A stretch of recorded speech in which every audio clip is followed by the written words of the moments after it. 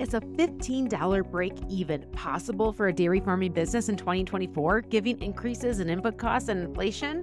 Well, if anyone would tell you yes, it would be Pauly Paul with Complete Management Consulting. Pauly has helped hundreds of farms reduce their expenses and increase their income. Dairies that were on the verge of bankruptcy so that they could turn around to be profitable and sustainable businesses. And that's who you are going to be hearing from today on the Uplevel Dairy Podcast. This is the podcast for dairy farm owners, managers, and advisors who are committed to profitability, sustainability, and excellence. I'm your host, Peggy Coffeen, and it's my mission to bring you the conversations that will uplevel your skill set and your mindset so you can be a top performer in the dairy business. I sat down the other day with Pauly, and as we talked about the milk price outlook and inputs costs going into 2024, I asked him this question. If you were managing your own dairy, what break-even would you target? And when he said with confidence, $15 a hundredweight or even less, I knew you would be wondering too. How would he do it? Well, keep on listening to find out which expenses he would cut first and the ones he wouldn't touch. His time-saving approach to meetings and effective employee management. His time-saving approach to meetings and effective employee management. Common money pitfalls he sees dairies making every single day, and how he would get his break-even down to $15 a hundredweight. What would be my target break even on my own dairy? I would target that $15 range. I'm really confident I could do it at that. I might even be able to get a little bit lower, but again, it all depends how much debt you have. I'm not a big fan of having a lot of debt, so I like to try to make as much money as I can and keep expanding from my cash flow. That's where I can run the dairy a lot leaner than others. I guess if I had my own dairy, what I would do is I would definitely same thing I'm doing on everybody else's dairy right now, and I would try to increase the income as much as I can possibly get and reduce my expenses to where I know that I'm actually going to make some money. And a lot of that is doing a lot of it in-house, looking at what you're doing day to day income wise, making sure the one area that makes you money, the parlor or robot or whatever it may be, making sure that that thing is running at full capacity. So if that's going to be your income stream, that's what you really need to make sure is running at full capacity. So many times we get to dairies and, they may be milking, 4 or 5 turns an hour in the parlor, and we try to push that thing to 7 turns an hour, or we have some doing even more than that, but we know that's the area that where you need to make money. So the next area I would look at is my expenses, making sure feed-wise I'm putting up good quality feed.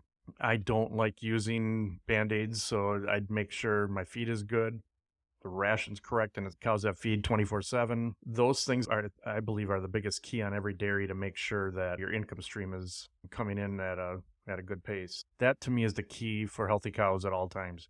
So obviously that starts with on the harvesting side. So one of the areas I've had to work with on a lot of dairies is making sure they're putting up good quality feed. And by that, I talk to a lot of dairies and I tell them, all right, if it takes you 3 weeks to plant corn and you're going to harvest it in 1 week, you're either going to have to use different varieties of corn, and most of the dairies I work with all like to use one variety. So when you do that, you're either going to have corn going into the bunker too wet in the beginning and too dry at the end, because you're going to have to kind of pick a happy medium. So I encourage them to make sure if you're going to harvest corn silage, because that's your biggest ingredient in almost every diet, you make sure you get it planted in the same amount of time that it takes to harvest it. Consistency to me is a huge deal on all these diets in the dairy industry. So being able to put your main forage up in a timely manner is a big deal. Then the next thing I'm going to do is make sure that, okay, we got a ration on paper. I want to make sure that same ration's getting fed to the cows. So I want to make sure that whoever is doing the feeding is competent and watching every ingredient and making sure that they're doing the best they can. There's too many dairies I get to that I see the person doing the feeding may go up with a bucket full of protein mix and put it in and then wait for the next ingredient to show up on the screen and just finish off what's in the bucket. Those sort of things are things that I see causing a lot of unhealthy cattle. So making sure you got a really good person in that in that area is very important. In addition to maximizing income by running the parlor at full capacity and making sure good quality feed is always in front of the cows, Polly's next step to a $15 break even is to look for areas to cut down expenses, starting with labor. The next thing I want to do is look at the herds people and focus on them a little bit, spend some time in there, understand what they're doing day to day, and realize what are they using for products, making sure we minimize all those extra things that we're doing to those cows. Try to let them be cows, let them eat, drink, lay down, milk, and milk. That's as much as I want them to do. So if there is a sick cow, yes, we got to treat it. We'll have our protocols for that sort of thing. But I don't want to be one of these dairies that's spending hours on end with those fresh cows locked up, treating them, doing whatever needs to be because, you got unhealthy cows. So it's kind of a step-by-step thing, starting from the feed side, working your way down to, if I got really good people taking care of the dairy and you're running it as lean as you can and as efficient as you can, definitely don't cut there. Polly says cross training good employees to be skilled in multiple areas is how he optimizes labor efficiency. I don't mind paying labor a little extra, but I like to cross train them. I like to try to do everything I can possibly do in-house. So I'm going to make sure I'm doing my own breeding, my own hoof trimming, ultrasounding, everything that's possible. I'm going to try to keep that in-house. I find some of the best employees on dairies love to be challenged. So if I can get them more educated or more skilled by teaching them how to breed cows or teaching them how to ultrasound or teaching them how to trim feet, that's going to make a more valuable employee to me. I'm willing to pay those people more just because you got that capability of doing all that in-house. And to me, by doing that sort of thing, if for at some point, let's say labor were to get really tough, many of those tasks you can, if you really had to fall back on it, you could hire somebody outside to come in and do that. Here's another area Polly says he would not cut in order to reduce expenses. I would definitely not cut on certain feed ingredients. I've seen some dairies that are struggling try to cut back on their corn and protein usage. Well, that's an area you cannot let that slide. I've seen some dairies run a little leaner on the protein side, so cutting that percent of protein in the diet and actually do pretty well doing that. So, with putting up good quality forages so important to Polly, you might be wondering, would he do his own harvesting or custom hire this critical component of putting up good feed? Well, here's what Polly has to say. If I could do it myself, I would do it myself, but that's going to come at a pretty big expense. Initially up front, I would probably have to have that custom hired out. I'm not a big iron guy, so I don't like spending a lot of money on iron if I don't have to. But you still got to make sure that all gets done in a timely manner. So initially, I would for sure have that done custom-wise. But somewhere down the line, if things would pan out, I'd rather have control over that. I also asked Polly, how much time would he spend having meetings with employees? And his answer might surprise you. I personally am not a huge meeting guy. I enjoy spending time with the employees while they're working. So if I want to go sit down and have a meeting with somebody, it might be a one-on-one thing.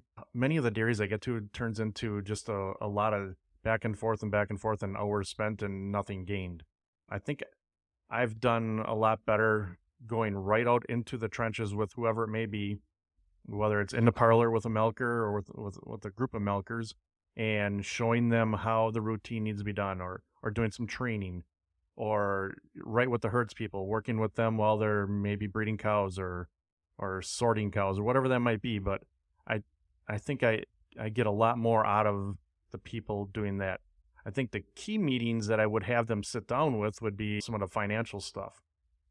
So me being out there with them, walking the barns with them, I understand what they're doing day to day. So now I can sit down at the table with them and say, all right, you guys are spending a lot of time doing whatever project it might be, maybe taking care of fresh cows, or maybe you're spending too much time moving cows, or whatever that might be. I'll have a better organized meeting with them to sit down and go through some financial numbers with them and say, all right, how can we cut, maybe it's labor, or how can we cut the amount that we're spending on semen, or the amount that we're spending on medicines, or whatever that might be. or how can we get more feed intake into the cows, those sort of things. So I'll do smaller meetings with key people. I think that's I think really important, and letting them in part of the budget process. Spending time alongside employees or in these one on one meetings is also how Polly would determine their individual performance and capabilities, and whether they are a benefit or a drain to his bottom line. I think it's really key to spend time with your employees, and I think you need to understand, one, how they're thinking, and two, how they're doing their processes. Are they the employee that goes above and beyond, and you don't have to deal with them much and they can handle every problem that gets thrown at them? Or are they the employee that comes to you with every little nagging thing and you have to deal with every problem that they present to you? I see this on a lot of dairies where management might be focused on one area, and it's all because that employee is somebody that's really needy and needs a lot of attention. They bog management down. Management focuses all their attention on that area because that employee, and then they forget about the rest. And you end up losing your good employees because you spend too much time with the ones that really need too much attention, probably aren't in the right position. And then I'll see an area on a dairy where that person's off doing his thing and never needs any guidance, and they just go on and take care of everything. When you're working with them and spending time with them, you understand who those people are, and you got to be able to take a step back and try to get those employees rewarded or find more like that. Getting that break even down to $15 means a tight pulse on how every decision impacts overall profitability. So on the financial side of things, I like to try to cash flow as much of everything as I can possibly do. So most of the times when I am helping manage a dairy, I'm looking at things saying, all right, do we really need this? Can we hold off for now? And then we figure out how we can, if we want to build a new bunker, we try to cash flow it. But financially, yes, you're going to have your initial investments of the dairy. Like I said, I'll keep that at a minimum if I can, because you can really get yourself into trouble real fast if you keep taking advantage of that. And before you know it, things kind of turn upside down on you, and which is something I'm seeing a lot more of in the last year here with the interest rates going up. This is why Polly says setting a budget and following through on that plan is one of the most critical keys to managing profitability. And making sure you create a budget, stick with that budget, and try to follow it through. Make some plans for some new purchases, new investments. If you need a new mixer wagon, or if you need a new tractor, if you need a new payloader, make sure you budget those things in and understand how you're going to cash flow that stuff. If you can do it without taking out a big loan, great. If you have to take a loan out, figure out how you're going to cash flow it. When I'm looking at that, I'm going to look at locking in your milk, or just trying to make sure you got your income and your expenses covered. So don't be afraid to lose a little bit of money, on the income side, but you got that and your expenses locked in, but overall you're making a profit. So if you lock in $20 milk and it goes to 24 and your expenses are locked in and you got a $2 margin, so be it. At least you're making money. Trying to do that every year to me is really, really important if you can do that. So, what about diversified income streams? Here's where Polly says he would put his focus. If this were my dairy, I would really focus on the milk income, focus really hard on that, try to make that. And once you feel like you have that attained and you're comfortable where you're at, I wouldn't be afraid to potentially look at other sources of income. I do see that on a lot of dairies where they start investing in semis and then all of a sudden they become truckers and they totally lose focus on the dairy that they've been running for how many years. And then before they know it, when they come back, the repro has gone south, milk production's gone south. So I see that quite often, where other dairies lose focus on that.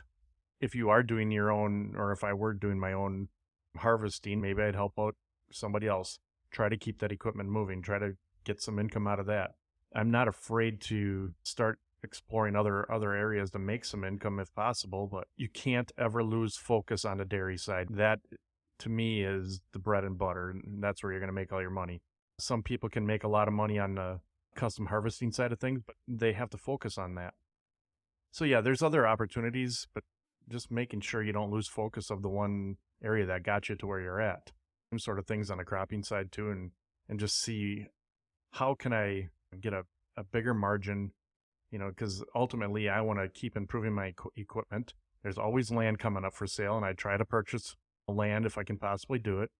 But in order to do that, I try to cash flow it all, and that's how I do that, by cutting my expenses as much as I can and trying to get the most bushels I can possibly get per acre.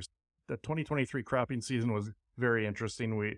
Of course, everybody was lacking on rain. It was one of those years we thought we were going to be really short on production, and it ended up turning out really well.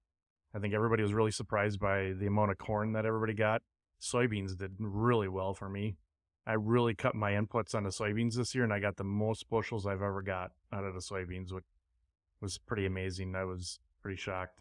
The corn, same thing. We really cut back on some of the things that we were putting into it, and the bushels were amazing. I don't know if we can repeat that again or not. My soybeans, the rotation I have going on and the way I'm doing things, I had been fertilizing them quite often throughout the years, and this year I said, I'm not going to fertilize them. I'm going to hold back on it. I looked at what I had for soil samples and everything. I'm like, these soybeans will be fine. So I let them go, and I got 6 bushels per acre more this year than I did in past years, which is fine. The corn side of things, I think what we did is we really keyed in on timing and when to fertilize and with what to fertilize with. So we were able to use less fertilizer and get it timed right. And I think that was part of the key. And obviously a lot of it has to do with weather, and you can't do much about it. So there was a lot of luck involved with it. But overall, listening to everybody else that did well this year too, it was a good year. But I was able to cut quite a bit of expenses out of what I do from what I see other people doing. When I get to look at everybody else's financials and see what they're putting in on their crop sides, I can see how much they spend per acre, and I'm well below what they're doing, and I'm still getting the results. So that's something I want to dig more into and get a little better at that, obviously. Looking for ways to increase income and reduce expenses is what Pauly does for work, helping dairies, and it's what he does for fun in his own cropping business.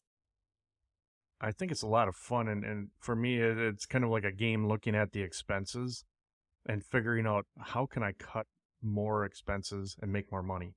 I've done some different things because I've been thrown into some pretty dire situations, and you try to figure out, God, can I get by without using this or that? And it's amazing what you can actually do when you put your mind to it and do things right, or what you don't need. I've been able to cut expenses a lot more than I've seen other dairies do, and I love doing that. That's my game. I just enjoy doing that. Ultimately, I want to see how I can turn an extra buck. If I can make an extra $10,000, I'm going to use that $10,000 to maybe purchase more land or get some better equipment. If I had a 500 cow dairy, I might turn it into a 1,000 cow dairy, or I might start buying more equipment so I don't have to hire custom people or whatever that might be. That's what I'm really focusing on doing. And I always look at expenses and try to figure out where can I get the next $10,000 from. And sometimes it's on the income side. How am I going to get an extra pound of milk? There you can turn $100,000 real quick. So there you have it. How the dairy farm consultant who brings dairies back from the brink of bankruptcy will get his own break-evens down to $15 a hundredweight or even less. Starting with number 1, maximizing the parlor. Number 2, looking at labor. Who are those high performers who would like to be challenged and are willing to be cross-trained so you can get the highest value per employee? And he determines this not by sitting around a meeting room, but by working side by side, looking for ways to improve their efficiency and gaining feedback at the same time. And number 3, putting up good quality forages at all costs to make sure that the prescribed ration is what's in front of the cows 24/7. That right there is the basic key to cow health and can get you that extra couple pounds of milk in the tank. And number 4, the financial picture. Set a budget and follow it. Manage your risk. Keep debt low. And while it may look attractive to make some cash off of another enterprise, such as custom work or hauling, stay focused on the profit center that built your business, the cows. So if you want to hear more from Pauly, check out the links in our show notes to some of his past episodes right here in the Uplevel Dairy podcast. And you can also reach out to him and follow Complete Management Consulting and find those links in the show notes as well. And hey, if you have questions for Pauly, shoot them my way to Peggy@upleveldairy.com, and they just may become our next discussion with Pauly right here on the Uplevel Dairy podcast.